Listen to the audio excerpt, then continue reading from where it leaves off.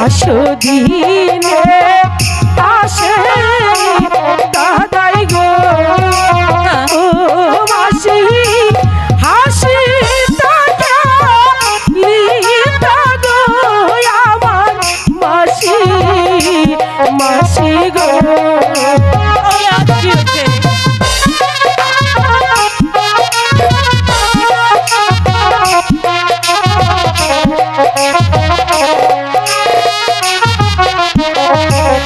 আজও কেনে আসে দাদাই গো ও মাসি কাঁদি টাকা দিতা গো আমার মাসি মাসি গো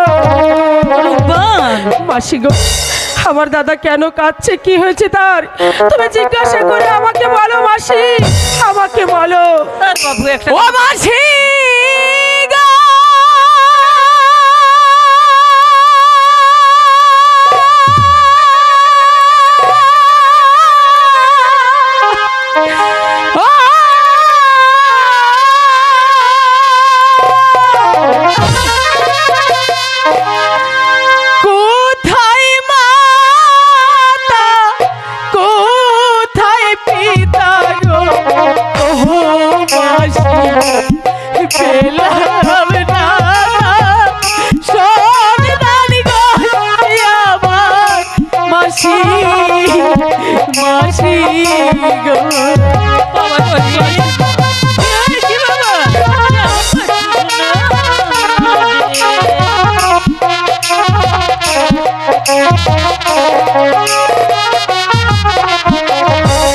কোথায় মাতা কোথায় পিতা গো ও মাসি পেলাম না তাই সন্তান গো আমার মাসি মাসি মাসিমা কি হয়েছে বাবা আমাকে বলুন মাসিমা তুমি কেন কাঁদছো বলো আমাকে মাসিমা আমার মনে হচ্ছে ওই স্কুলে লেখাপড়া আমার ভাগ্যে নেই মাসিমা কেন তাহলে শোনেন মাসিমা ওই বাদশাহ সাহেবের আদেশ আগামীকালকে যদি আমি স্কুলে লেখাপড়া করতে যাই তাহলে জরির জামা এবং উড়িয়াবাজ ঘোড়া চড়ে স্কুলে যেতে হবে মা গো মা জরির জামার উড়িয়াবাজ ঘোড়া সর্বনাশ করেছে বাবা এখন আমি কি করব আমি কি উত্তর দেব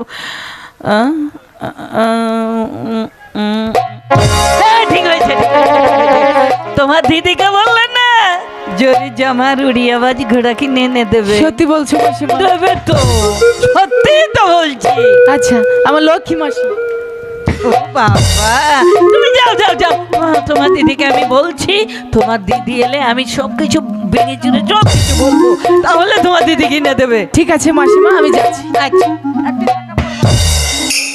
পাগল কোথাকার মাসি গো বলো মাসি বলো আমার দাদা কেন কাঁদছে কি হয়েছে তার দেখো দেখি কাণ্ড এখন আমি কি বলবো কেন খাচ্ছে মাসি গো কেন খাচ্ছে আরে বাবা কেন খাচ্ছে জানো ছায়েদ বাচ্চা নাকি হুকুম দিয়েছে স্কুলে আগামীকাল স্কুলে যেতে গেলে জরির জামা আর রিয়াবাজ ঘোড়া নিয়ে যেতে হবে তা না হলে স্কুলে ঢুকতে দেবে না হে কি বলছো তুমি ঠিকই বলছি ঠিক আছে মাসি তুমি দাদাকে খেতে দাও আমি দেখছি কি করতে পারি তার বাবু ভাল লাগে না খেতে দাও যাচ্ছি খেতে দিতে হাই খোদা এই জঙ্গলের মাঝে আমি কোথায় পাবো রিয়াবাজ ঘোড়া আর কোথায় পাবো জরির জামা আমার এই বিপদের দিনে কে আমাকে হ্যাঁ হ্যাঁ একজন আছে আমি আব্বাকে স্মরণ করি দেখি আব্বা যদি কোনো ব্যবস্থা করতে পারে কোথায় রইলে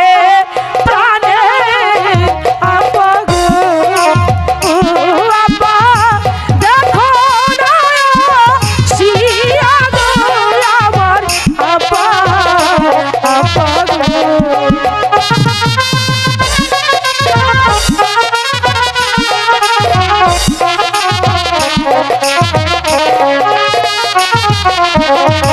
বিপদে পই রাছি আমি গো ও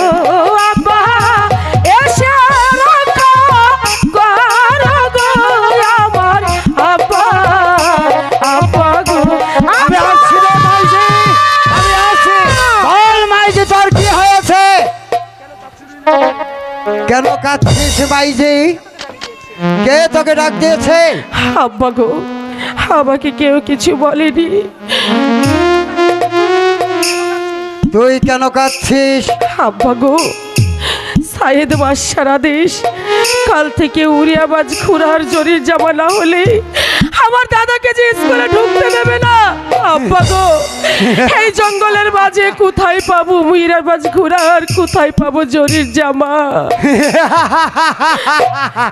হাসালি রে মাইজি, তুই আমাকে হাসালি। আমার এত বড় বিপদের কথা শুনেও তুমি হাসছো?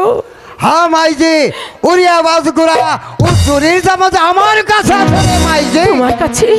হ্যাঁ মাইজি। কিন্তু তুমি এগুলো কোথায় পেলে? তাহলে শোন রে মাইজি, ওই একাব্বর বাদশা একাব্বর বাচ্চা? হ্যাঁ, একাব্বর বাদশার কথা শুনে তুই কেঁদে ফেললি কেন মাইজি?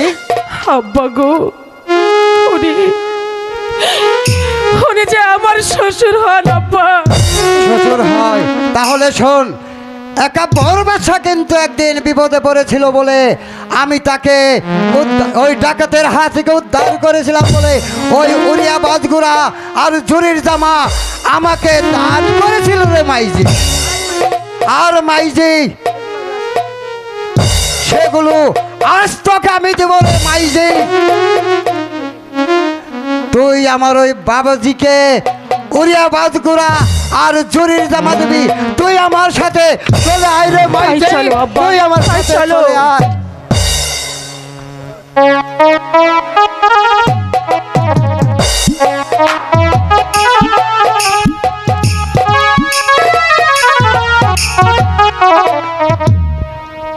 সম্মানিত সুধী, আসলেও রাত্রি শেষ হলেও মনে হচ্ছে না আজকে রাত্রি শেষ হচ্ছে। এত সুন্দর অভিনয় করি যাত্রা মঞ্চে মানুষকে মনোরঞ্জিত করেছেন। সেই অভিনয়ে যিনি রূপবান চরিত্রে অভিনয় করছেন তার অভিনয় সন্তুষ্ট হয়ে সখীপুরের বিশিষ্ট ব্যবসায়ী বললেই শেষ হয় না, তার গুণাগুণ অনেক। তিনি একজন গানপ্রেমিক উদার মনের মানুষ, শ্রদ্ধাভাজন নুরু কাকা, বিশিষ্ট ট্রাক ব্যবসায়ী নুরু কাকা এবং কাঁচামাল ব্যবসায়ী, সখীপুরের মধ্যে শ্রেষ্ঠ ব্যবসায়ী, নায়িকার অভিনয়ে সন্তুষ্ট হয়ে চিরতরে 500 টাকা দিয়ে পুরস্কৃত করেছেন। সেই সাথে বনরাজ ফজলু ভাই তার জীবন হয়তো গানের মাঝেই শেষ করে দিলেন। অভিনেতা হিসেবে যতটুকু পেরেছে সখীপুরের গর্ব ফজলু ভাইকে বনরাজের অভিনয়ে সন্তুষ্ট হয়ে চিরতরে আরও 100 টাকা দিয়ে পুরস্কৃত করেছেন। সেই সাথে শ্রদ্ধাভাজন জামাল ভাই, আসলেও তার অভিনয় রাজা, সে আসলেও মহারাজা। তবে আজকের এখানে একাব্বর বাদশার অভিনয় করেছেন শ্রদ্ধাভাজন জামাল ভাই। আজকে যিনি নায়িকার অভিনয় করছেন তার অভিনয় সন্তুষ্ট হয়ে চিরতরে 200 টাকা দিয়ে পুরস্কৃত করেছেন। সেই সাথে আমাদের এই সখীপুরকে যিনি বাউল সমিতি তথা গানকে লালন করে থাকেন, তার জীবনকে উৎসর্গ করে দিয়েছেন সখীপুর থানা বাউল সমিতির প্রতিষ্ঠাতা সভাপতি আমার শ্রদ্ধাভাজন হাসান কমিশনার সাহেব।